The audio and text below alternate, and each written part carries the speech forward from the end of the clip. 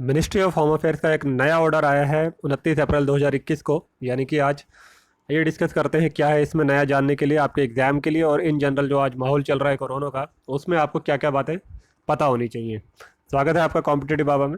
आइए डिस्कस करते हैं।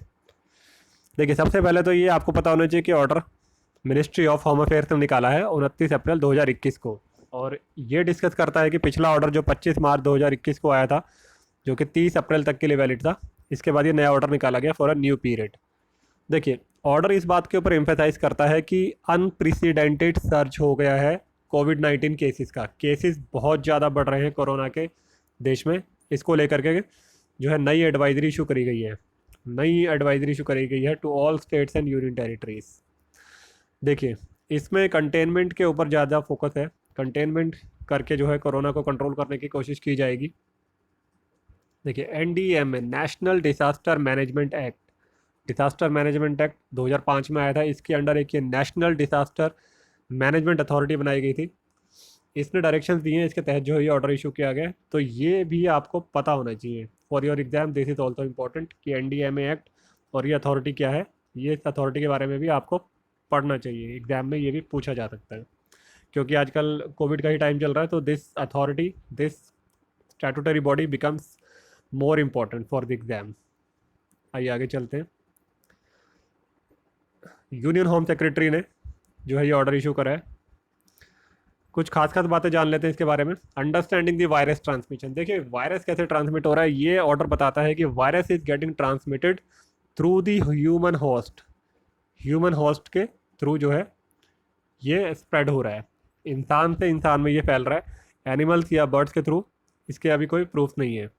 It is imperative to understand कि in order to contain the transmission of virus, strategies बनाने की ज़रूरत है कंटेन करने के लिए, ताकि जो ना सिर्फ जो वायरस को कंट्रोल करने की ज़रूरत है, बल्कि ह्यूमन होस्ट को भी कंट्रोल करने की ज़रूरत है। जो इंसान फैला रहा है उसको भी कंट्रोल करने की ज़रूरत है, तभी इस बीमारी पे जो है एक लगाम कसी जा सकती है।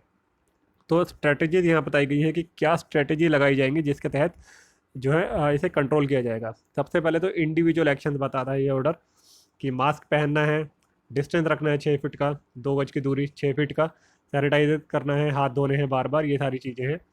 ये इंडिविजुअल लेवल पे है। देन पब्लिक लेवल पे, पब्लिक लेवल पे आपको क्या करना है, क्वारंटाइन करना है। क्वारंटाइन करना है, आइसोलेट करना है जो भी इन्फेक्टेड है, और कंटेनमेंट जोन्स बनाने हैं। इन सब के ऊपर फोकस है। देन एविडेंस बेस्ड डिसीजन लिया जाएगा। एविडेंस बेस्ड डिसीजन के ऊपर स्टेट्स एंड यूटीज़ को जो है पावर दी गई है कि वो अपने आप से डिसाइड करेंगी based on certain parameters. Parameter ये है कि टेस्ट अगर 10% से ज़्यादा आ रहा है किसी पर्टिकुलर वीक में, 10% से ज़्यादा पॉजिटिविटी रेट है, और ऑक्सीजन जो सपोर्टेड ICU बेड्स वगैरह हैं वहाँ पे बेड की ऑक्यूपेंसी 60% से ज़्यादा है, तो वो जो है डिसीजन ले सकती हैं accordingly states and UTs. Intensive action and local containment, ये सब जो है फोकस किया जाएगा। कंटेनमेंट के ऊपर बात की गई है। कंटेनमेंट कैसे होगा, focus will be on containment as a major approach. इसको एज अ मेजर अप्रोच लिया जाएगा। जहाँ पर भी कुछ सर्टेन केसेस आएंगे, कंटेनमेंट जोन वहाँ पे बनाए जाएंगे। नाइट कर्फ्यूज़ जो है लागू किए जाएंगे CRPC के तहत, CRPC के तहत। then spread of infection has to be controlled through restricting the intermingling amongst people। लोगों जो आपस में मिलते हैं, इंटरमिंगलिंग मतलब मिलना, भीड़ जो इकट्ठी करती हैं उन पे रिस्ट्रिक्शन लगाई जाएगी। उसके थ्रू जो है इसे कंट्रोल किया जाएगा। कैसे, जो मैरिजेज हैं, जैसे कि मैरिजेज हैं वहाँ पे 50 से ज़्यादा लोग अलाउड नहीं होंगे, और जो फ्यूनरल्स हैं, फ्यूनरल्स यानी कि जो दाह संस्कार होता है, जो लास्ट राइट्स होते हैं बाद में, उसमें 20 लोग से ज़्यादा जो है अलाउड नहीं किए जाएंगे। और ये सारे जिम, स्पा, स्विमिंग पूल्स वगैरह, इन सब पे भी ये सब दीज शैल रिमेन क्लोज्ड, ये सब बंद रहेंगे। सिनेमा हॉल्स वगैरह, रेस्टोरेंट्स, स्पोर्ट्स कॉम्प्लेक्सेस, ये सब बंद रहेंगे। लेकिन जो एसेंशियल सर्विसेज हैं, एसेंशियल सर्विसेज से रिलेटेड जो एक्टिविटीज़ हैं, जैसे कि health care, police, fire, banks, electricity, water, sanitization, ये सब जो है ये चलते रहेंगे। This shall continue. देखिए यहाँ लिखा है this shall continue. Public transport भी काम करेंगे 50% की कैपेसिटी में, जिसमें बस, मेट्रोज, रेलवेज ये सब आ जाते हैं। इंटर स्टेट यानी कि एक स्टेट से दूसरे स्टेट में जाना, और इंट्रा स्टेट यानी कि विद इन द स्टेट अगर आपको कहीं जाना है तो उसके ऊपर कोई रिस्ट्रिक्शन नहीं रहेंगी। No restriction on that. Maximum staff 50% capacity में काम करेगा फॉर ऑल ऑफिस, जिसमें गवर्नमेंट और प्राइवेट दोनों आ जाते हैं। सरकारी विभाग हो या फिर प्राइवेट कंपनी हो, कहीं पे भी स्टाफ जो है 50% से ज़्यादा कैपेसिटी में काम नहीं करेगा। और इस तरह की इंडी और एक्टिविटीज़ देख लेते हैं क्या क्या है एक्शंस। आगे चलते हैं।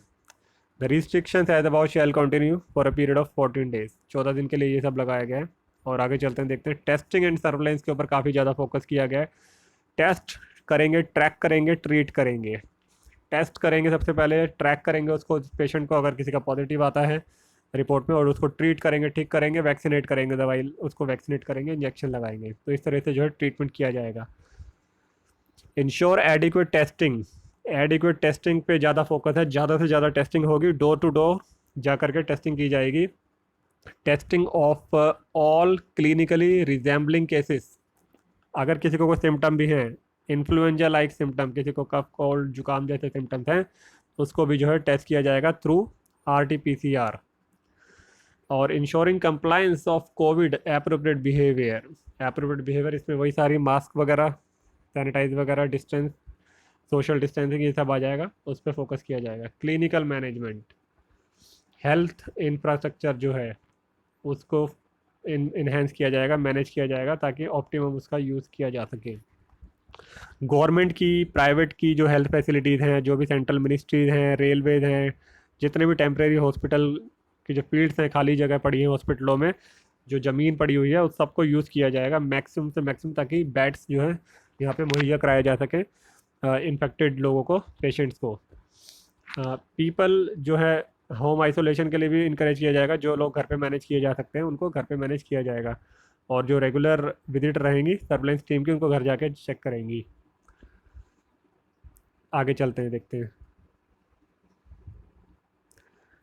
ये सारी फॉर्मेलिटीज़ हैं। डिस्ट्रिक्ट ऑफिशियल जो है इंचार्ज अपॉइंट किए जाएंगे, जो सुपरवाइज करेंगे ऑक्सीजन थेरेपी, ये सब चीज़ें आप देख सकते हैं बाद में डिटेल में इस ऑर्डर को डाउनलोड करके। वैक्सीनेशन के ऊपर बहुत ज़्यादा फोकस है, 100% वैक्सीनेशन की बात की जा रही है यहाँ पे for the eligible age group. अभी 1 मई से जो है स्टार्ट हो गए हैं, 1 मई से स्टार्ट किए जाएंगे। 18 साल से ऊपर के जो लोग हैं उनके लिए, 18 साल से नीचे वालों को जो है वैक्सीनेशन नहीं लगाया जा रहा है, तो 18 साल से ऊपर वालों के भी जो है स्टार्ट हो गए हैं वैक्सीनेशन, उनको भी कराना है। कम्युनिटी इंगेजमेंट, कम्युनिटी को, लोगों को साथ में लेकर के चला जाएगा, इसमें NGOs वगैरह इन सबका भी सपोर्ट लिया जाएगा। इस need for Covid appropriate behaviour, इसकी बात पहले भी हम लोग कर चुके हैं। आगे देख लेते हैं नेशनल डायरेक्टिव्स क्या हैं। National directives for Covid management, देखिए फेस कवरिंग की बात हम कर चुके हैं, फेस को तो कवर करना ही है, ट्रांसपोर्ट हो चाहे कहीं पे भी वर्क प्लेस हो, पब्लिक प्लेसेस पे आपको कंपलसरी मास्क पहनना है, सोशल डिस्टेंसिंग रखनी है, 2 गज की दूरी रखनी है, 6 फीट यानी कि। स्पिटिंग जो है लीगली प्रोहिबिटेड है अंडर द लॉज, आप पब्लिक प्लेस पे थूक नहीं सकते हैं, स्पिट नहीं कर सकते हैं। एडिशनल डायरेक्शंस हैं वर्क प्लेसेस के लिए, वर्क फ्रॉम होम जितना ज़्यादा से ज़्यादा हो सके उतना जो है इनकरेज करना है, प्राइवेट एंड गवर्नमेंट ऑफिस को घर से काम करने के लिए देना है जितना ज़्यादा पॉसिबल हो सके। और जो लोग ऑफिस भी आएंगे वो स्टैगर्ड टाइमिंग्स में काम करेंगे, यानी कि अलग अलग टाइम में उनको बुलाया जाएगा। फॉर एग्जांपल कुछ लोग 9 से बुला लिए, 9 बजे से 5 बजे तक, कुछ लोग 10 बजे से बुला लिए, 10 से 6, कुछ लोग 11 बजे से बुला लिए, ऐसे स्टैगर्ड टाइमिंग्स यूज़ किए जाएंगे। देन जो लोग ऑफिस आएंगे उनकी स्क्रीनिंग, हाइजीन वगैरह सब चेक की जाएगी, टेम्परेचर वगैरह सब, उनकी हैंड सैनिटाइजेशन, सारी चीज़ें, थर्मल स्कैनिंग सब चेक किया जाएगा, फ्रिक्वेंट सैनिटाइजेशन किया जाएगा ऑफिस वगैरह को, सारी वर्क प्लेसेस को, सोशल डिस्टेंसिंग मेंटेन की जाएगी। तो ये था ब्रीफ इस ऑर्डर का। मेन हमने पॉइंट्स देख लिए जो कि आपके एग्जाम के लिए इंपॉर्टेंट हो सकते हैं, आपको अपनी आज डे टू डे लाइफ में भी ये सब चीज़ें पता होनी चाहिए। तो आशा है आपको ये ऑर्डर समझ में आएगा, आप डाउनलोड कर सकते हैं मिनिस्ट्री की वेबसाइट से और डिटेल में पढ़ सकते हैं। Thank you, thanks for watching.